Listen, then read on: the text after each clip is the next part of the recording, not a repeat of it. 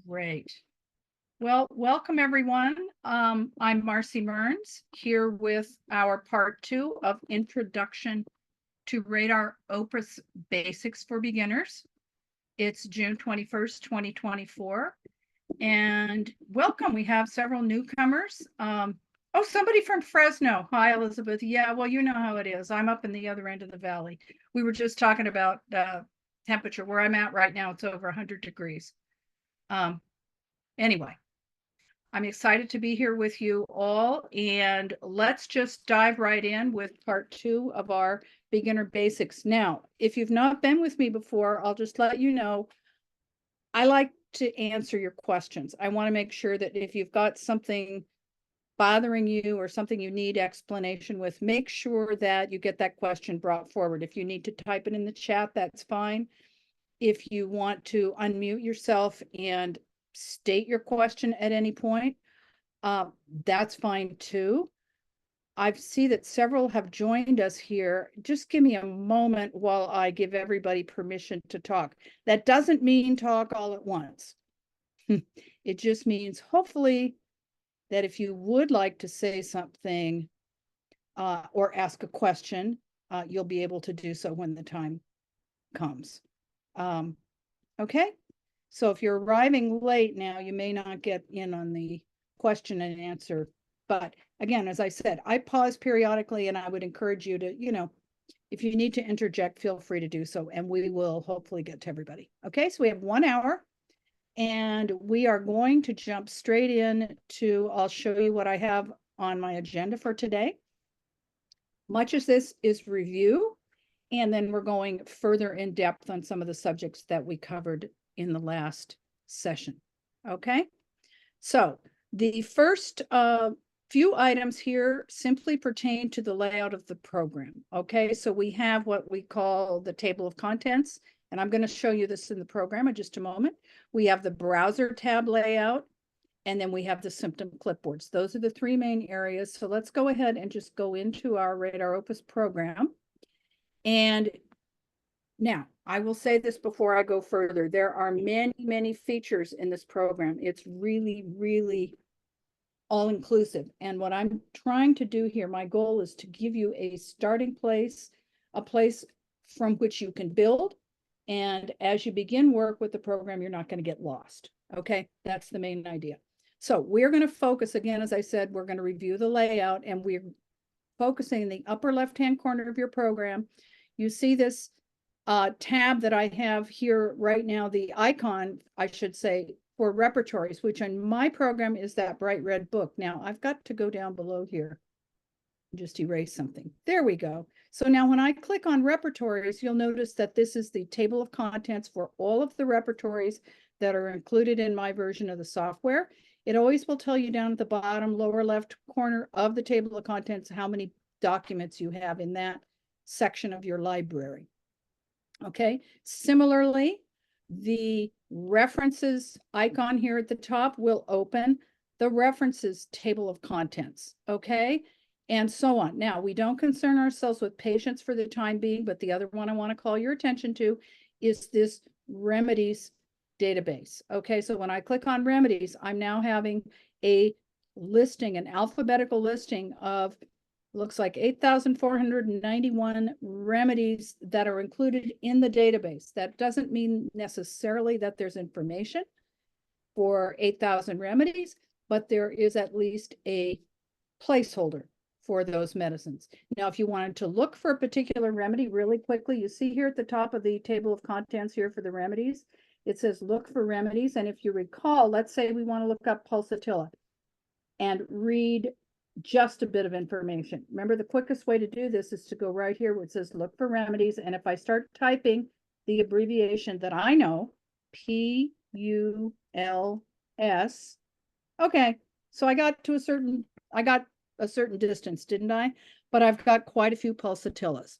Okay, so remember, your pro trick here is to actually type the period. That's going to give you the abbreviation that you are most familiar with as a practitioner. And now when we click on the name of that remedy, I just click with my mouse. I have a window open up here, and you'll see in the upper right-hand corner the little icon showing me this is a remedy information window for the remedy pulsatilla. Okay. So again, for the layout of the program, we've got these big icons here at the upper left that are going to change what you see in the table of contents. We have as well over here on the desktop or reading area of your program, we've got browser tabs. Now, I was looking earlier, you may have noticed, at a new repertory that we have here, actually a combination herbal and homeopathic repertory. You see this tab right here? I'm mousing over where it says the Earthwise Herbal Repertory. When I click on that tab, that book opens up right here. That's because I had that open earlier. If I wanted to open a different repertory, let me go back over to my table of contents, click on repertories, and now I happen to know the one I use most often here is synthesis repertory. So if I just click on that name of the book, that repertory is going to open up right here in the repertories tab. Okay. Similarly, I have a references tab. Okay. This is my reference tab. You see, as I mouse over that and click, this turns bright blue, this pale blue, I should say. This window is active, and that happens to be the book I was looking at. If I had looked at other books, I would see those listed just under this little arrow. Okay. So anytime I've looked at a reference, it's going to show up here later as a list under that arrow. Let's open another reference. So I'll go back to the big icon on the left, click the reference button. So I'm on basically with my list of reference books. And let's say I wanted to look at something by Boricki, for example. Here at the top, it says search for a reference, BOE. As soon as I start typing, you see the list shortens. And here I've come up with Boricki's Pocket Manual. I'm just going to click the title, and now that book opens up over here, and it also appears in this list, okay, of books that I've looked at previously. So I have here on the left a repertories tab with a list of the repertories I've looked at. I have a references tab with a list of all the books and materia medica I've looked at, and then I also have my remedy information tab. So I got a couple things in the chat. I'm going to glance here. Okay, where can you see part one? It should be on the recorded webinars. And I suggest if you cannot find it easily, simply reach out to our customer service orders at RadarOpus.us and ask him to direct you to that recording. Okay, now a couple of other questions here. I want to caution you on one thing. Just watch. Don't try and follow me because I'm going to go too fast. Okay, and you won't be able to keep up with me. So just sit back, relax. Notice if you have a trial version, there may be some things that aren't included. Okay, so with that, just bear with me now, and we'll see if we don't answer your question by later on in the presentation. Please feel free to ask again. Okay, so let me jump back to my presentation here. Super beginners, there it is. Okay, so we've looked at the layout. Those are the icons that we're most concerned with when we're getting started here. We've looked at the browser tabs. Oh, and we didn't look at the symptom clipboards. Let's glance at that really quickly. You see here they are in between, okay? Which brings to mind to let you know that if you do not want to see this table of contents anymore, there is a button. It's a little hard to see on my screen here, but at the very lower left, it says hide the table of contents. And when I click that button, that thing goes away. All right. So once you've got the books open that you want to be using, you don't need to have that table of contents, right? So you can just click that button and it's either going to open or close the table of contents again. Okay. You are never going to want to have all of your repertories open at once. They are always available to you here. I may open 2 or 3. So right now you'll notice I've got my synthesis open. Let's say, for example, that I want to open my Boger Boninghausen. I'm just going to click on the title here in the table of contents. That book is now open, and you'll notice that if I want to go back to look at the synthesis again, I can select it from that list. Okay, so the rest of the repertories are here for you, but you're probably not going to want to open those all of them at once, because they are available right there, and these are the ones primarily that you're going to be working with. Okay. Oh, Christine, yeah, don't try and follow me. I've got some getting started videos that will walk you through all of the basic steps, and they're designed so that you can watch the video, you can stop it, you can go practice. And those are on our website. I'm going to go here to radaropus.us. Okay. I'm at radaropus.us. Now I wanted to show you this book, but let's go to this thing here. See where it says training in the very center? And it says free on-demand videos. Okay. So when you go there, see there's a search bar. And if you type my name, Marci, what I've discovered is not all my videos come up, but these do, getting started, okay? So again, you go to radaropus.us, and then you look under training, and you can find those videos. Those are designed for like follow along, okay? So let's get cracking here. We don't have too much time today. We got 1 hour. We're going to hit it hard here. Okay, so they're the symptom clipboards. Now, again, because this is a review, I pointed out in the last session that there are triangles that appear throughout the program, and usually we can toggle those to get some more information. Okay, so here are some screenshot examples of the triangles. You saw that here where I clicked on a triangle in the repertory window because I wanted to get to that list of other things. So you'll see these come up throughout your program. When you see a triangle, feel free to give it a click. You just might learn something, okay? And you're not going to get lost or stuck in a ditch there, okay? So those are the triangles. Oh, and I call this a universal signpost as well. And I discovered the other day, in some people's program, they're green. In mine, they happen to be blue. But you see how I think you noticed this when I was typing and looking for the remedy pulsatilla. You remember how it turned, here it is. Here's the sample in the lower right, how it actually turns blue. When something has got blue highlighting like that, it normally means that your next action is going to take you to someplace new. In this instance, let's go back to the program. Let's go to the remedies content. Let's look for calcarea, for example, CALC. Now, remember what I said? If you put the period, you're home. Oh, I still didn't get what I wanted, did I? Because this is the one I want right here. Now, if I hit the enter key here while this one is blue, let's just see what happens. Oh, got the wrong remedy, didn't I? I got aqua calcarea. The one I wanted was this one, right? So if I'll highlight it in blue, I didn't even have to click, and voila, there's my calc carb. Now, again, remember those triangles? If I click that triangle, I can go back to pulsatilla without having to run through all the steps again. Okay, so once you've opened up these remedy information windows, they're there. And if I open up, say, oh, I didn't want that one. See, there's a little X here. I can just click the X. It closed that one. It's not coming back, but the rest of them are still there. Okay, so watch out for those universal signposts, which are the blue things turning blue. This is really important. Take a glance at your keyboard. I know I said don't follow, but follow for a minute. Take a look in the lower right-hand side of your keyboard. You will see that you have some up and down arrows, right? Those are what you're going to use to move around the program most easily. Now, I'm going to go all the way to the end of my presentation here. You guys can get a copy of this handout, again, from customer service. I call these essential keys, and these are listed at the end of the program here.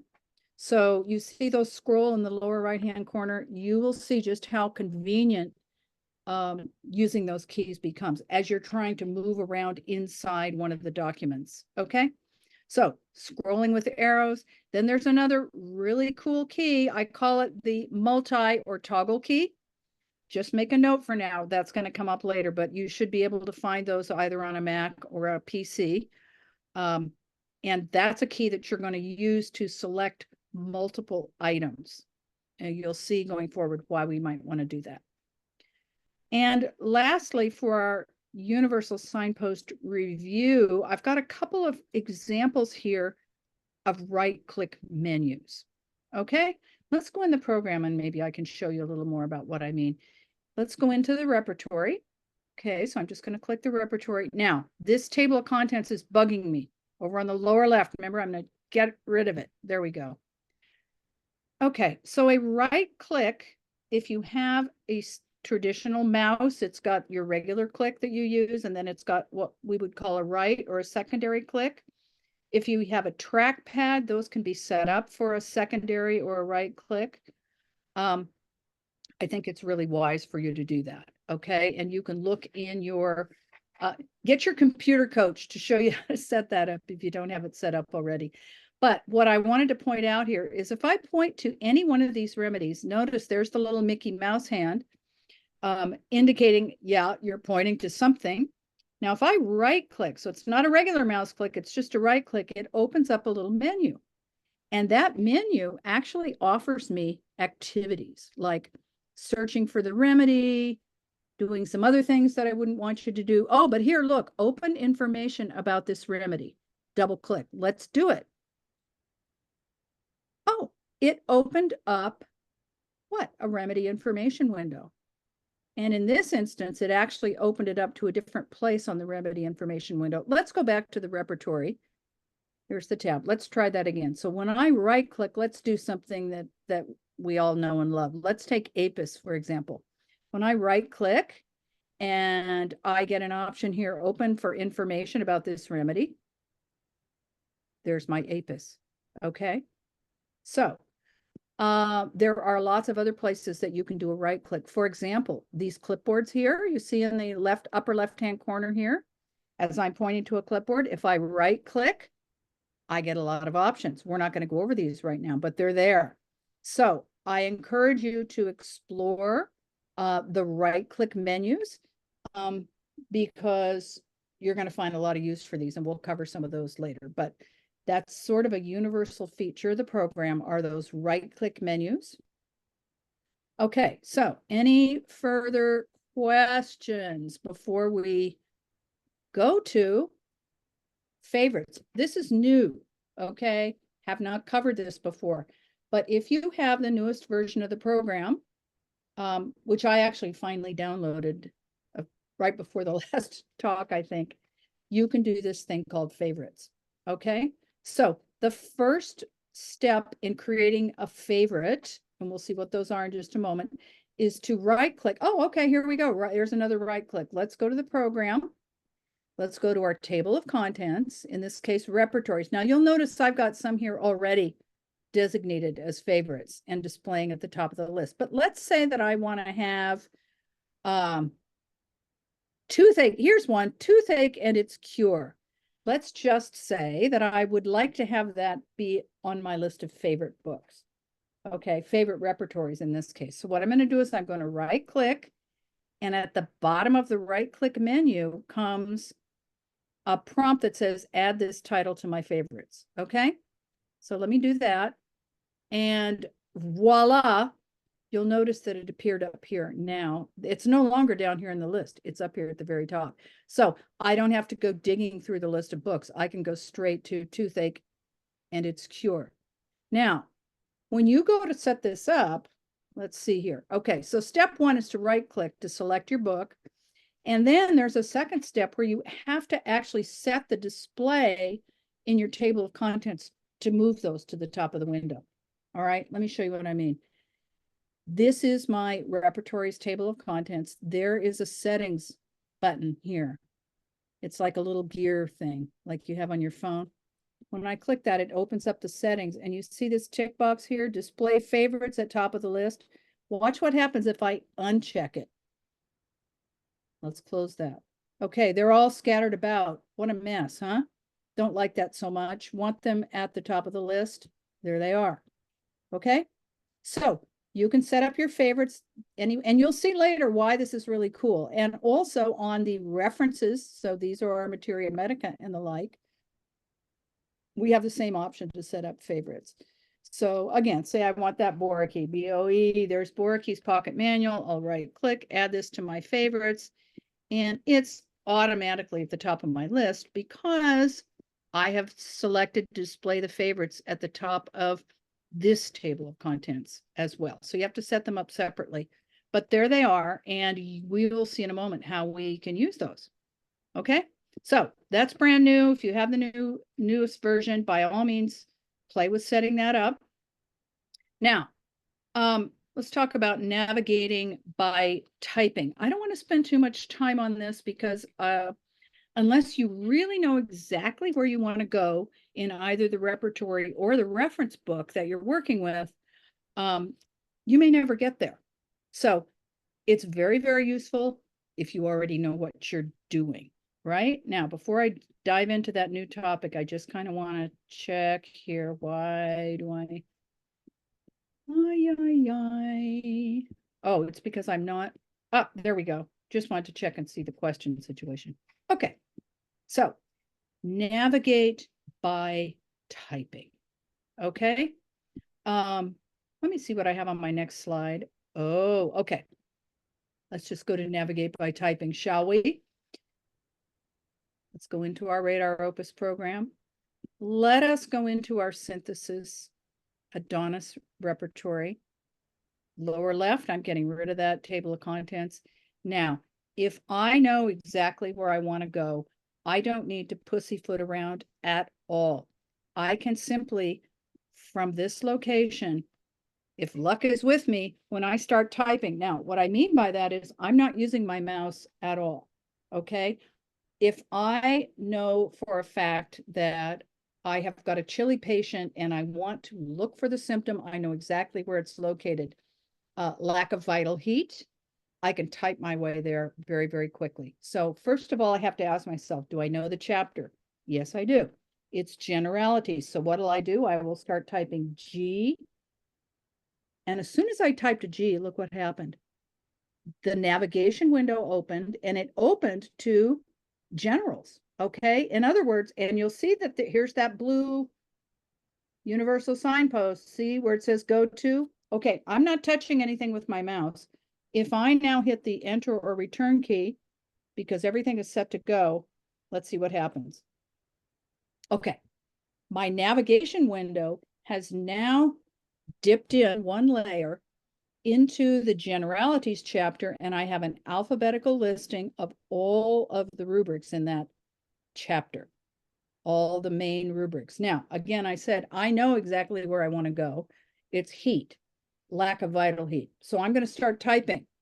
Again, no mouse needed. H, E, oh, and I only typed 2 letters. And you see what's happened? There's the little hand giving me a pointer saying heat. This is blue. What that means is if you hit enter or return now, you're going to go straight in. I've now gone into, you see at the top of the navigation window, generals, heat. And now subrubrics are listed. Lack. See, I knew I wanted lack of vital heat. So as soon as I start typing L, lack of vital heat is there. The little hand is pointing. My box is blue. So I just hit enter. Now, from here, I've still got subrubrics, but you know what? I usually will only go to this level. Now, if I hit enter again, see, there's no hand here. So when I hit enter again, what's going to happen? There's the rubric, general's heat, lack of vital heat. So I typed my way there. And I could take this rubric now and drag it over onto a clipboard. So I simply point to the rubric. Now I do have my mouse active. I keep my finger on the mouse while I drag it over to any available clipboard. When the green plus sign happens, I just let go. And that rubric has now been dragged over to that clipboard. All right, let's do another one really quickly. We're just typing our way using the navigation window. Now, I'm already in this repertory. In most instances, if you start typing from here, let's say I want a mind symptom, I don't have to do anything to get started other than type the name of the chapter. Let's give it a try. M, whoops. First, it would help if I had this, we're using the right keyboard, huh? Had the wrong keyboard there. M, okay, as soon as I type the M, you'll notice that mine is highlighted. Now I've got other options. But but mine is highlighted. You see that little blue square? So I can just hit enter. And let's just say we know, again, you got to know the rubric, delusions, D-E-L-U, delusions, enter, forsaken. Uh-oh. How about spelling it right? There we go. Delusions, forsaken. Hand is pointing to forsaken, hit enter, enter one more time, and I jump directly into the rubric. Okay. So if you know where you're going, you can do this typing method to great success. This is really going to get you where you want to go quickly. But again, if I didn't know the wording of the rubric, I'd be lost. So we're going to have to cover how to do that if you don't know exactly where you're going. Okay. And I will point out, most of you know this already, but we have, if this is not an ideal rubric for you, the reason I like to go in is that I've got cross references here. So look down below here on the left-hand side, fear of being forsaken. If I double click, it takes me there. So I've got alternatives. I can go back to where I was. There's delusions forsaken. Maybe delusions friendless over here on the right would be closer to the symptom that I want to use for that patient, or even just forsaken feeling. Okay. So once you get into the repertory, make sure that you take advantage of those cross references that are there for you. Okay. Let us go. Oh, so what I want to point out, navigate by typing. So we saw how you do that in the repertory, right? We are in our repertory and we can start typing at any place. If for some reason, well, let's bring up a different book. Okay. I'm going to bring up the Earthwise Herbal Repertory because this is brand new. You should be getting an email about this. This thing is on sale. Now, I have no idea what the chapters are here. I have no idea where I'm going. Well, here's where we've got a couple of options. One is to use this set of binoculars over here. Now, we didn't look at it before, but that binocular is going to open up the navigation window for that particular book. Okay, so the chapter layout is a little bit different, but we can choose from, it looks like chronic conditions, acute conditions. Let's go to chronic. And here are the options. Now, if I want to just jump straight into the chronic conditions chapter in that repertory, I'll just hit the enter key, and here I am. And this is some really interesting information, particularly for those of us who are not herbalists, but would like to learn more about the herbal use of some of our remedies. And you remember, if I see something here and I don't know what it is, what do? I'm going to right click and I'm going to say open information, or, well, we're not going to do that. Let's just open information. And that's the peach, right? Okay, so where were we? We were navigating around. If we can't get there just from typing, again, because I don't know the chapter, whatever, I can just go ahead and use these binoculars and begin typing my way around. Looks like that first chapter is constitutions. Okay. And, sometimes it's nice to just sit and leaf through something brand new, right? But let's see if we can also do this. I'm going to go now to a references tab, and I'm going to show you that you can do the same thing in these references. Okay. Now, again, if I don't know the names of the chapters, so I've got to either use these binoculars to bring that up. Look at this. Remedies. Enter. Here's the list of remedies that are in Boricchi's Pocket Materia Medica. What were we looking at? Pulsatilla. P-U-L-S. There's Pulsatilla. Enter, enter. That wasn't what I wanted to do. Oh, it was what I wanted to do. Somehow it tricked me because I thought they have the same image here. I'm actually in Boricchi's Pocket Manual in the chapter for Pulsatilla, right? I want to read about a different remedy. I can either, now if I click on this binocular again, I'm going to go back to the beginning. Let me escape out of that.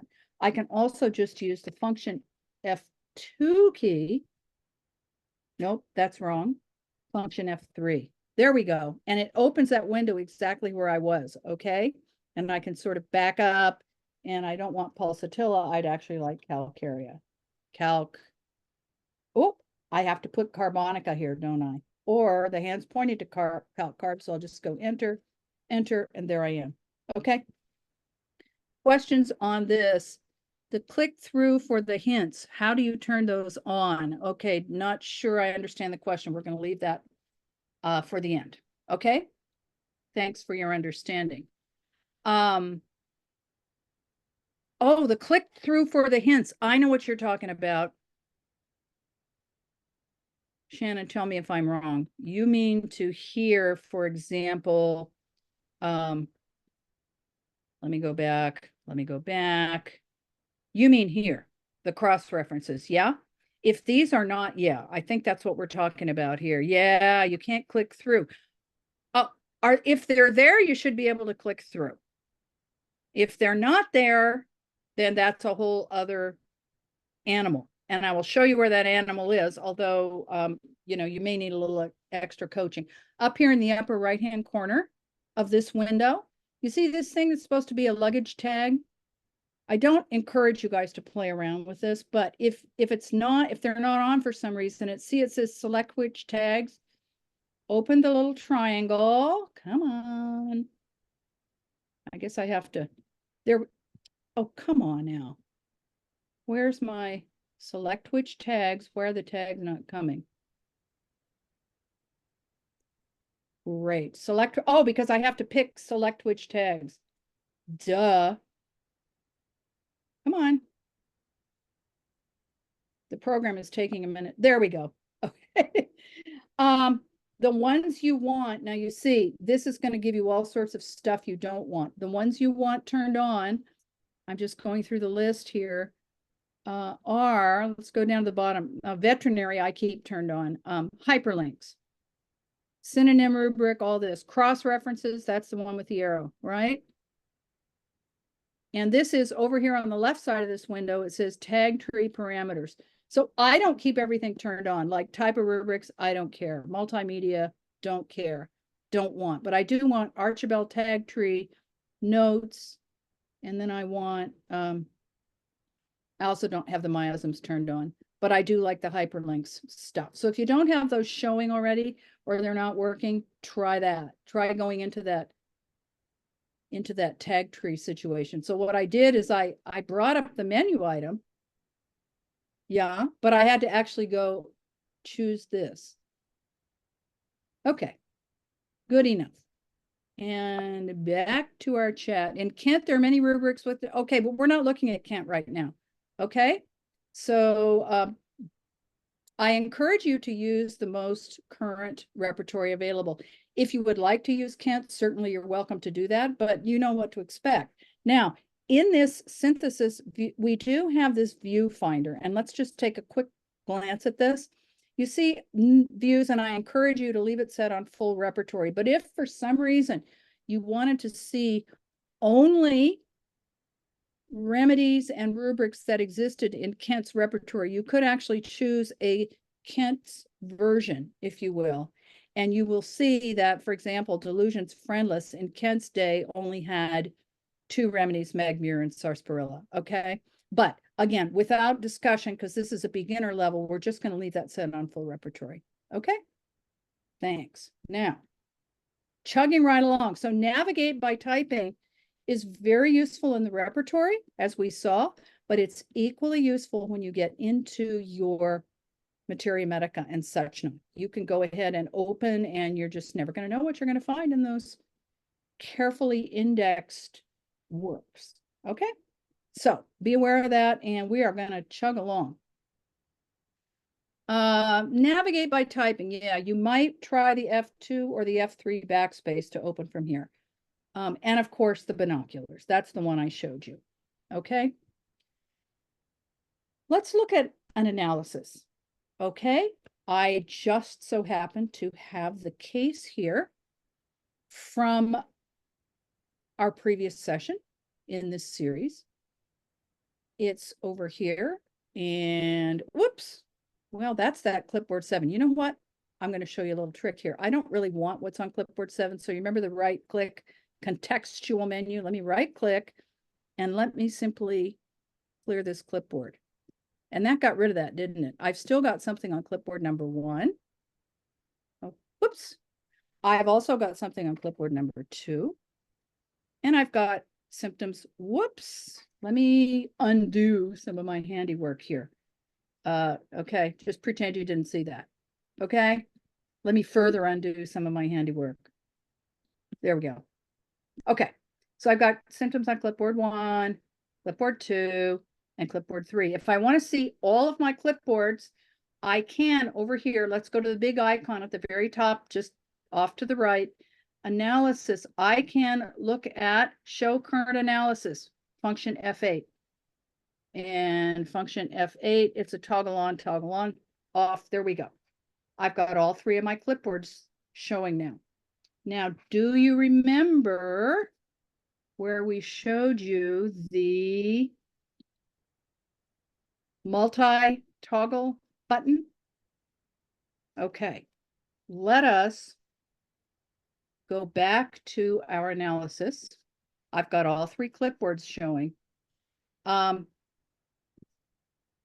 There's another way that I can view my analysis. So right now I use the function F8, or again, I just can select it from up here to show my current analysis.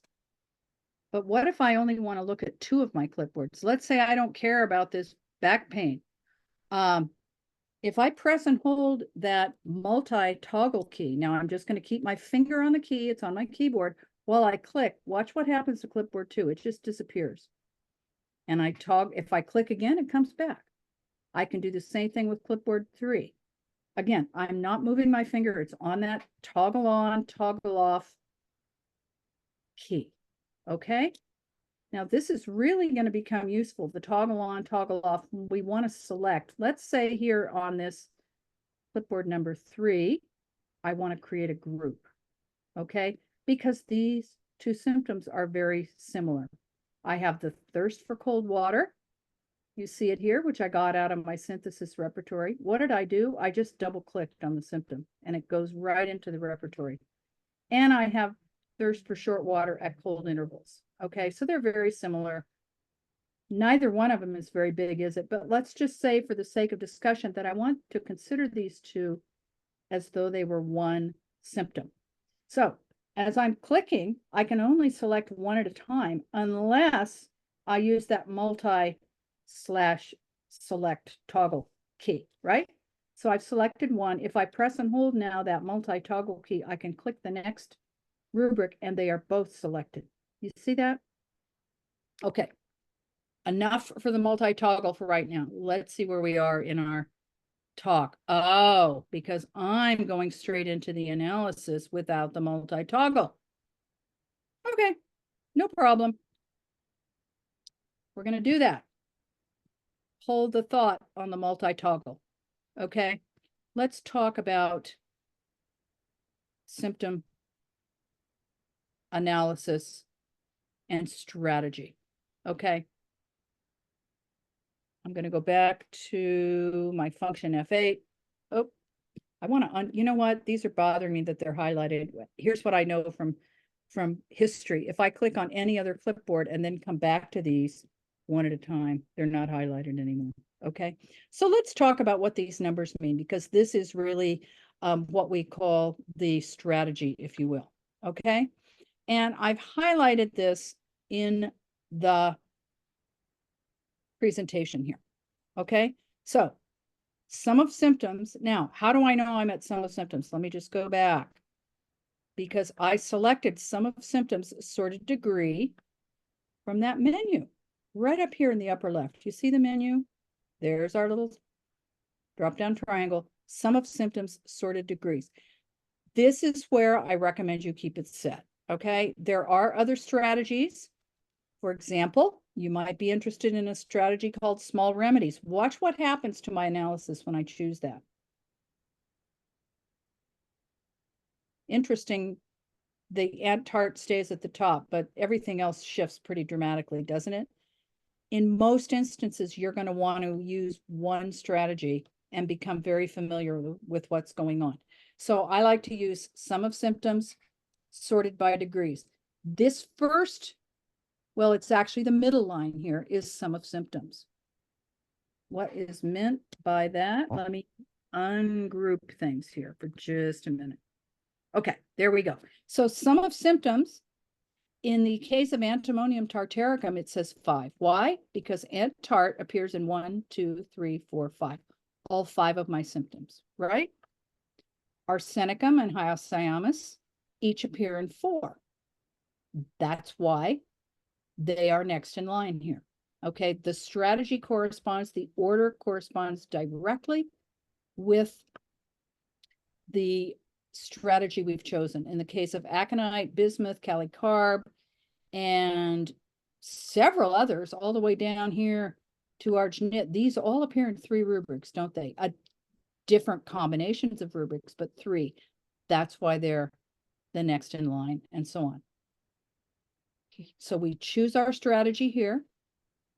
Sum of symptoms is that middle line. You can see the first line is just a reference number. And then the second line is what's called in this strategy sorted by degrees. Now, what do we mean by that? If you take, notice that antimonium tart is only a 6 degrees. Why is that? Well, let's look at this rubric. Forsaken feeling. Ant-tart is going to be where here? There it is. It's in italics. That's a grade 2. What did we say? That's a grade 2. Let's look at pulsatilla. Look all the way over here. Pulsatilla in that rubric should be a grade 3. What's a grade 3 look like? I can't even go. Oh, look, I can't get there. What'll I do? I'll use my down arrow, my up and down arrows. Uh-oh, that's not good, Marci. Bad news. Let's go back to our analysis. Let's look at pulsatilla. Let's go back to forsaken feeling. Pulsatilla here. See, this is a little tricky because if I start sliding that slider too much, I'm going to get in trouble. Ah, look what happened. Not good, but I can always use my back to go back to where I was. Wait, there's pulsatilla, the delusion's forsaken. It's a grade 3. Okay, we're not going to get our knickers in a knot over that. You get the idea. The grading here corresponds to the grading of the remedy within the rubric. Fear of being alone, for example, arsenicum we should see in bold. And indeed we do. We actually see apis is in grade 4 because it's underlined, indicating a grade 4. Okay, so sum of symptoms sorted by degree. Got it? Finally, there is another level of sort. When all else is equal, they are actually then sorted alphabetically. So if we go back and take a look, we notice that aconite, bismuth, and calicarb are also 3 symptoms, grade 5.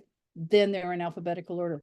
So as a prescriber, you have the opportunity and the invitation to decide based on the information that you see here, what remedies is most appropriate. Yeah, is there a question? Okay, I thought I heard something. All right, so we're looking at sum of symptoms sorted by degrees, and we saw that if you would like to change to a different analysis strategy, you are free to do so. With some of the strategies, the numbers don't make any sense. Therefore, I say if it doesn't make any sense, I wouldn't use it. Although you might. What does degree 2 or degree 4 mean? It depends. That's a great question, Claudia. Okay, so it depends on which repertory you are using. Let's dial this back to Kent. Remember how we did that? So in Kent's repertory originally, fear of being alone, that's how many remedies were there. Okay, this is Kent's original version. And Kent himself made the decision for placing the remedies within this rubric based on whether or not they were clinically verifiable, if there were cured cases. Each repertory and each repertory author has a different criteria for whether or not the remedies are going to be in grade 1, 2, or 3. I generally speaking, and this is just, a sort of a rule of thumb, I don't pay a lot of attention to the grading. I'm more interested in the fact that the remedy is either there or it's not. Certainly there are times when you want to pay attention to the remedy grade, but that's really beyond the scope of what we're talking about. Okay, so I'm able to look at a glance now and see which of these remedies cover the symptoms that I'm interested in, right? Let's see what else we can do to further unpack this analysis, okay? I wanted to point out something else. Sum of symptoms sorted degrees. You see, there's where we make that selection. Remember, there's also always going to be an indicator in the lower left-hand corner of your analysis window. Let's take a look. Sure enough, see down here, 5 symptoms comprising 513 remedies. I'm reading in the lower left-hand corner, and then my analysis strategy, sum of symptoms sorted degrees. If I ever forget how I have things set up, I can take a look down here. Now, what does the 513 remedies mean? Literally, if I take, and you'll see there's a scroll bar here at the bottom, if I scroll out all the way to the far end, I'm going to find that there should be 513 remedies included in my analysis. Yeah. Would I give Zincum in this case? Probably not. I mean, I could, but here's important information that you may want to pay some attention to. And of course, again, you can see what your analysis setting is. It'll give you that indication right there. Okay. So let us march on and see what else we've got. Oh, symptom juggling. Okay, we're finally there, folks. And you'll notice that this is the flat repertorization. This should be the one that we're looking at right here. I apologize. I had to do a bit of manipulating there to get back to where we started, huh? Okay, so let's go for it. You saw the multi-toggle. Remember I did that, and I started to show you how to group or combine. So we're going to go ahead and we're going to get into this. Now let's take a look, and just very briefly, I'm going to mention why I might do this. Okay, let's look at clipboard 1. I'm going to make an assumption for the moment that these 2 symptoms, these 2 mentals for this particular patient, are so very similar that I don't want to consider one over the other. Let's take a look at aconite, for example. Aconite doesn't appear in this rubric forsaken feeling, yet it's here for fear of being alone. Sonicula, on the other hand, doesn't have the fear of being alone, but it feels forsaken. What I really want in my case modeling, shall we say, modeling the patient, is I want both of these to be included together. I don't want the program to eliminate one over the other. Okay, so what I'm going to do is I'm going to combine them into what we call a group. Okay, so how do we do that? First, I've got to select them. So I'm going to just select one by clicking on it. And now remember that multi-toggle. I'm going to click on the next one. So now they're both selected. Let's go with a right click and let's choose group or combine rubrics. Okay. Here's a little menu that comes up for you. Down here where it says combine at the bottom, ignore, ignore, ignore. What you want to do is just stick with this top portion. Choose a letter of the alphabet from the list. Use a different letter each time. That's highlighted. Your box is blue, and you can do your grouping. Now, what happened?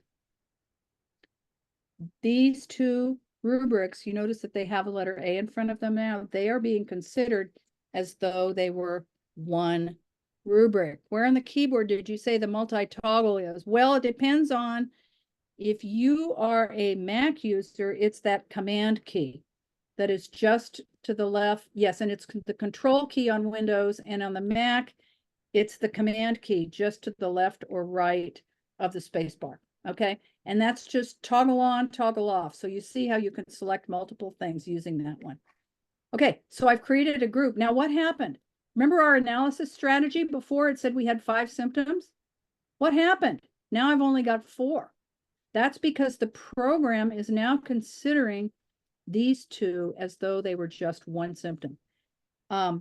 Aconite appears in 3 symptoms. Why? It's 1 here. It appears in this first clipboard. And then it appears for the 2 kinds of thirst down here. Okay?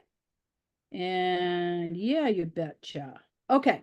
So I made a group. These two are now considered like one symptom, right? It rearranged things here, didn't it? Okay. This is going to become important. We select the ones we want, we right click, we group or combine, and we go for it. There we go. This window is going to show you exactly how to do that. Ignore the bottom half, and you see the difference. Okay. How did I end up with, I must have different, well, anyway, I don't know why that screenshot looks the way it does, but here we did. Now, the next thing we want to do is we're going to do something called, this is just more strategizing with your analysis, more manipulating your rubrics. And this is what we call to change the intensity or underlining of the rubric itself. Okay, so let's go back into our analysis here. Let's say this is the patient's case and this is really all we've got. Now, I'm going to slide this over just a bit. You see how I did that so we can read the entire rubric.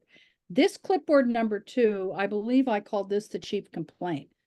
Back lumbar pain accompanied by complaints of the lower limbs. Let's look at it. There it is. Okay, that's the rubric. That's what I've got on clipboard number 2. Let's bring back clipboard number 1. Using the toggle, I can turn them all on. All right, so that's that symptom. Let's just say that in my assessment right now, this rubric is critical, okay? I want to give it some emphasis in the case. One way I can do that, I've highlighted it, I can right click and do what's called underlining. See where it says change intensity? I could select from any of these numbers. Okay, watch what, let me just choose the number 4. Okay, see what happened? All of these remedies all of a sudden jumped up to the top. Why? Because I gave more emphasis to that particular rubric. Now, there's an easier way to do this. See how I've got it highlighted? If I type a 0 on my keyboard, or let's type a 1 to send it back where it was. See, I can just type the number. As long as the rubric is selected, I can give it any number of underlines that I like. I can give it 8 underlines. That's a quick way to see what happens in your analysis when you bring that forward to the top of the list, right? I'm going to take it back to a 1. I can even remove it altogether. I can type a 0 and it no longer figures in the analysis. Okay. My analysis now is no longer considering this rubric or that symptom at all. But let's bring it back to where it was. So that's changing the underlining or the intensity. And you can do that quite readily at any point that you want to have a quick shift of view on your analysis. There's another way to have a similar but more permanent effect. There, this is the intensity. Now, we can also create what's called an eliminative rubric. What does an eliminative rubric mean? Well, you see, here's a picture of it, and we're going to create this in just a moment. It means you're creating a filter and it says show only my remedies. Let's see what would happen if we did that to this back pain with the lower limbs, right? So we've selected it. We're going to right click. This you will find where it says change qualification. Eliminative. Watch what happens to our analysis. Remember, show only my remedies.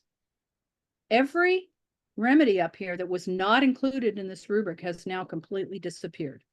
So if you're sure that that has got to be, if you want to hang your entire case on a rubric, you can do that.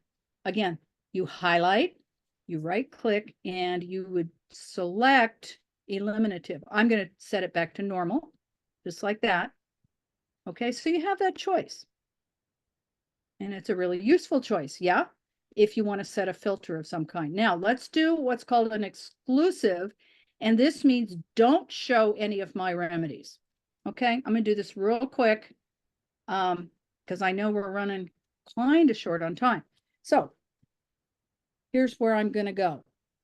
I'm going to say that both of these cold waters really represent the same thing. So I'm going to combine them into one symptom. Okay, that's my first step. You don't have to do this part, but I'm going to do it because my goal here is I don't want to see any remedies that have the cold water thing. If they're thirsty for cold water, I don't want to see them. So I've basically flipped my analysis on its head, haven't I? So first, let's create a group. I'll right click. I'll group them. Now I don't want to put them in the same group as the others because that's going to mess up my computer. I've got to give it a different letter. So I'll just choose letter D. It doesn't really matter. Okay, this is now one rubric. And remember what we said, do not show any of my remedies, okay? So if I'm quite certain that I don't want any of these that are thirsty for cold water, it's the same thing. I'm going to right click and I'm going to turn this into what we call exclusive. And watch what happens to the analysis. Okay? All those guys that were thirsty for cold water have just completely disappeared. I don't use this very often, but I have actually, shall we say, solved some acutes using this method. So that's the exclusive rubric. And again, what that means is don't show any of my remedies. This one you've got to be really careful of because look, we eliminated a lot of, I'm just going to reverse everything. We eliminated a lot of remedies in the case of this patient. But if I had a rubric that I felt was that critical, I could always use that eliminative setup. Okay, let us march on so as we do not miss the last and perhaps most important bit. I hope most of you can stay around for an extra 5 minutes because I know we're coming up on the end of our session and I don't want anybody to miss out on this last little bit. So by way of review, we have something called a simple word search. And someone is saying, good, you can stay. Well, if Christine stays, I'm staying. Okay. Again, I'm going to keep it to 5 minutes. Okay. 5 past the hour, and then we can stay as long as we want for questions. Now, remember we did this thing where we typed our way exactly where we wanted to go, right? What if we don't know where we want to go? What are our options? We've got to do a search, don't we? Now, most of you have probably played around with this search box here at the top in the center of your screen.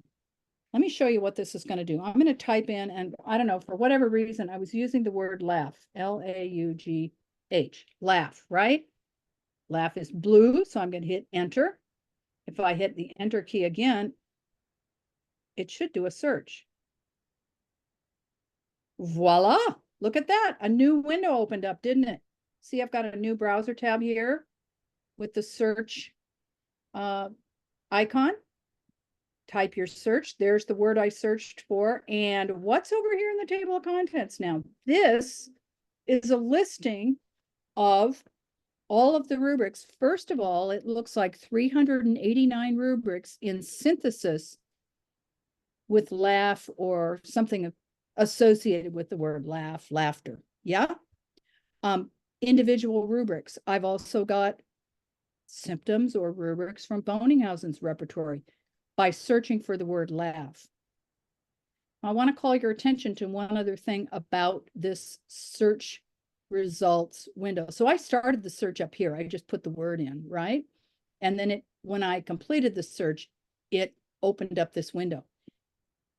See this button here at the left-hand corner, the upper left-hand corner? This is set because I was doing something previously to search in open repertories only. But there's a little triangle here.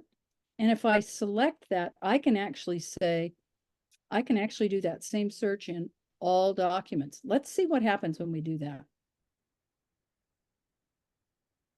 I'm selecting all documents. It's running, it's doing its exercises here. That was a bit much, wasn't it? Do we really want to search for the word laugh in all documents? Look at the results of my search. It starts out with the repertories. Now I'm going to use this triangle collapse and look down here in the materia medica. So I didn't just search in all of the repertories. I searched every one of those 800 or something volumes of books for the word laugh. Okay. That was a bit much, wasn't it? Yeah.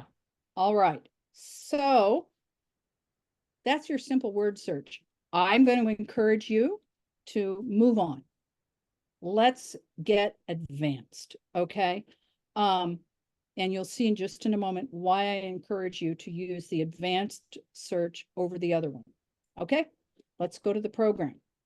Now, right here in this search window, first of all, I want to point out on the right-hand side, I call this the jeweled searching tool. I know for some of you, it just looks like it's got 3 dots in it. You may have the one with 3 dots. Anyway, when I click that one, voila, I've now got 4 search field options here. Okay. If I don't already have this open for some reason and I want to open it up, I can just go here at the very top where it says search, and I'm going to choose advanced search, which is function F5, and that's what it does. It's going to open up that search window for me with 4 different search fields. You are going to use the first 2, search for words or search for remedies. Okay. And notice it's got that same selector up here at the top. Where would I like to search? Now look, all favorites.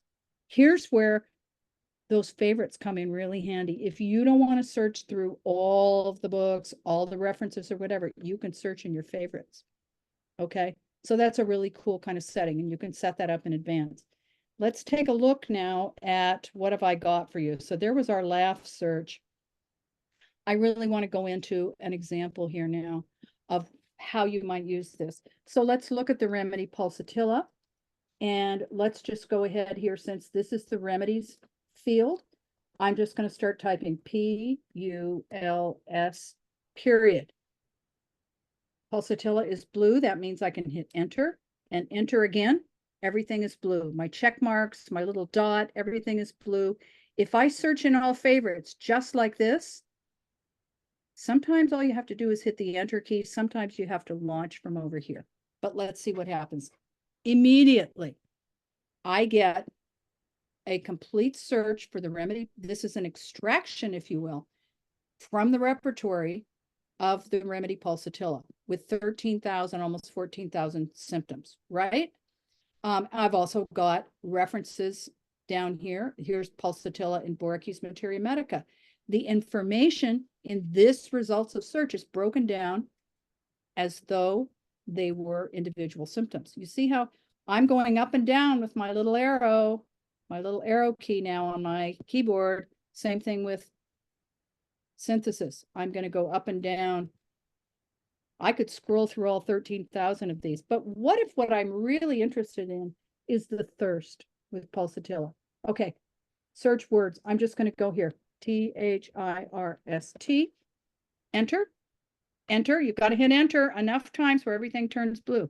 Now, if I do a search here, I'm still searching in all favorites. Let's just see. Now that's something a little easier to handle, isn't it? Okay, so I searched for the word thirst and the remedy pulsatilla. And here, for example, in Borachis materia medica, here are places, isn't it interesting that it's actually without thirst? Because that's the way we know pulsatilla, right? Not so terribly thirsty, usually. But sometimes is there thirst? Yeah, sometimes there is thirst, even in grade 4. Isn't that interesting? If you want to go into the repertory, you can just take it like that, double click and want to go. You can use the function F5. This thing is telling me my internet is unstable. Hopefully I haven't lost you. You can use the search or the function F5 to get this advanced search window and go ahead and set up your search. Either words, I could also put in thirst, enter, and I could put, if I want thirst for cold, COLD, enter. I'm now searching for 2 words, right? And search in all favorites. Let's see what comes up. Look, I've got thirst for cold drinks. Okay, if I didn't know where else to look, this is where I would go before I try typing my way to a symptom. So with that, I'm afraid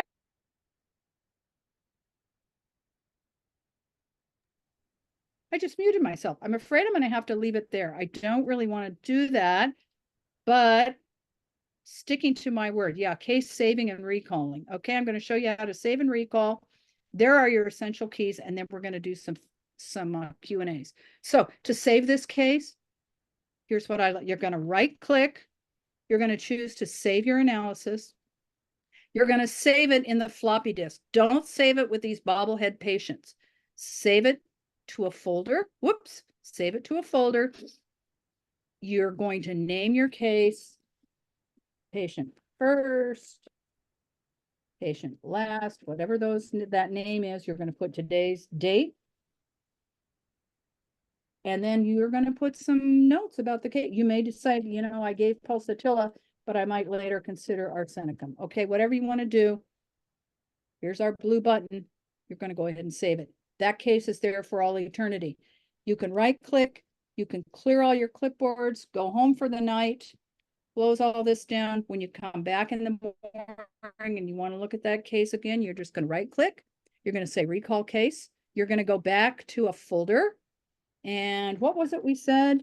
6.24. Oh, I got all kinds of them. It's this one, isn't it? Highlight the case, and there it is back again. There we go.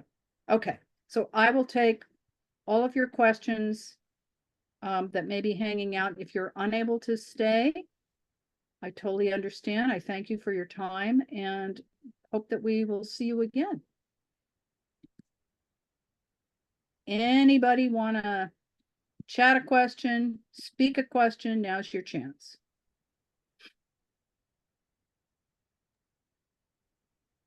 And if not, that's fine Marci, too. Yes. it's Ina here.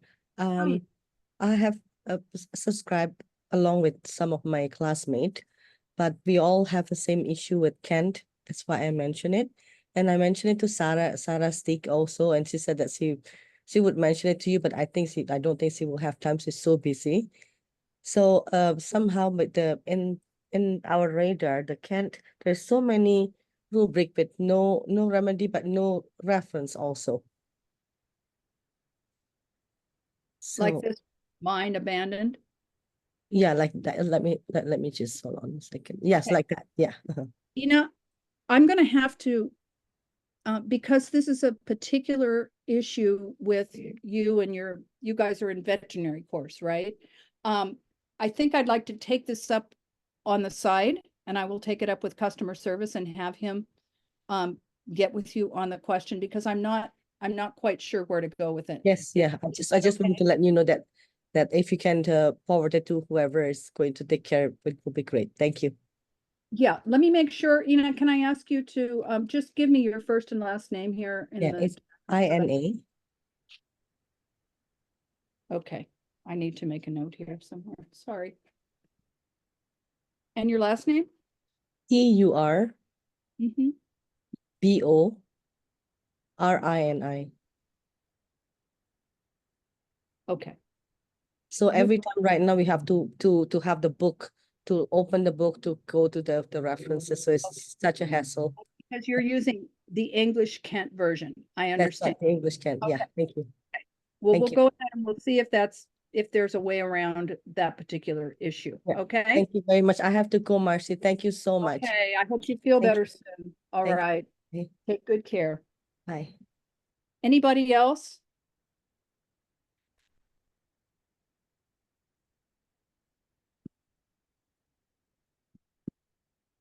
I'm getting a little chat. Me too, didn't make the first session. Oh, can you still see the recording? Yeah, the recording is there somewhere. And oh my goodness. Gonna have to, I've asked them to tag all of the recordings with my name. They're not currently tagged that way. And I think that's the issue. Hopefully that will be improved going forward. It was very recent. It was within the last month. And again, if you are not sure how to get a hold of us, I'm going to actually, let me just go to the website here. I'm going to bring this up on screen so that everyone can see where it says contact us. Orders at radaropus.us. This is Nakash, who will answer your questions or direct you.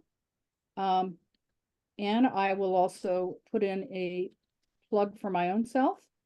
I do these sorts of sessions for RadarOpus.